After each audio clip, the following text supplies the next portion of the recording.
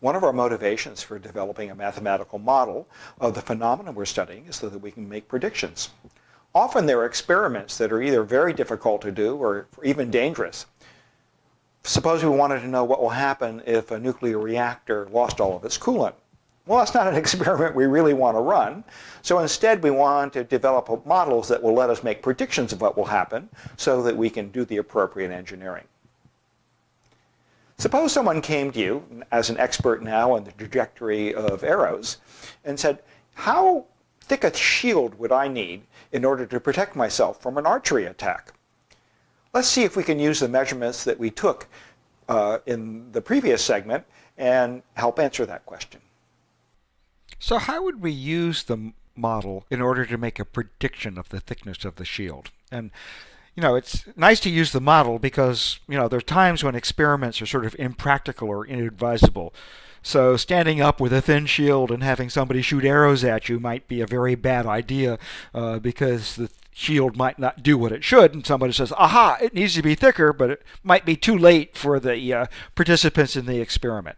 So what we want to do is to figure out how to use our model now that we have for the trajectory of an arrow and see if we can deduce the information we need.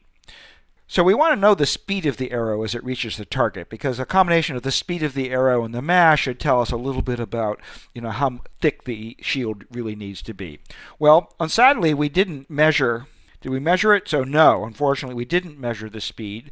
But can we deduce it from the model? So what we want to do is using the data that we got from curve fitting, can we deduce the speed of the arrow as it reaches the target? So I modified the code a little bit to print out the values for A, B, and C for the parabolic fit. And these are the values that PolyFit gave us back that described the parabola that was able to predict the trajectory so well. And so I've written that out as an equation here that gives us the height above the launch point as a function of the distance. So this is the distance x, and this is the height y here. Okay, so can we deduce the speed of the arrow? So that's our task here. So the first thing I'm going to do is to determine the highest point in the trajectory. So I want to determine the peak value of y. And what I notice is that the peak value of y sort of happens midway through the trajectory from the bow down to the target. And so this guy is at 1080 inches, and so that means that the midpoint here, y peak, so this is going to be y peak here, the midpoint occurs at distance equal to 504 inches, which is exactly halfway between the bow and the target. So I can actually plug that in here. So if I can go use my mathematical model now to compute y peak, and I plugging in x equals 504 and doing the arithmetic, I'm going to end up with y peak being 21 inches, which is 0.53 meters. Okay, so my next step is to figure out the time it takes the arrow to fall from its peak all the way down to the target. So as the arrow is falling here, as the arrow is falling from its peak down to the target, the thing I'll observe is that's completely that the acceleration in that direction is happening completely because of the force of gravity on the arrow.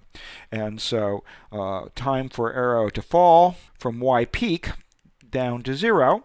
And so we know from sort of our Newtonian physics that distance equals 1/2 at squared.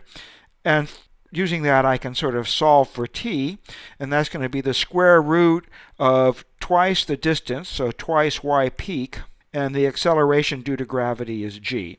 And so if I go off and do that computation, I discover that t equals 0.326 seconds. So that's the amount of time it takes the arrow to travel from here to here in terms of time. So this time is equal to 0.326 seconds. And the distance I'm traveling is from here to here, which is 504 inches from the midpoint to the target.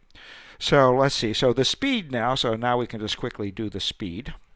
Okay, and so that's 504 inches. This is the distance in 0.326 seconds.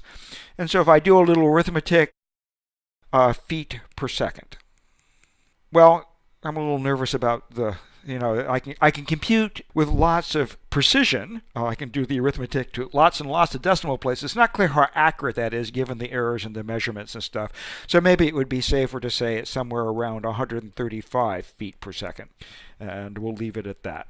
So what we've done here is to show, with a bunch of, once we have a curve-fitted model, we can actually, derive implications of that model and help us with some determine some measurements, predict some measurements that we didn't actually need to go take.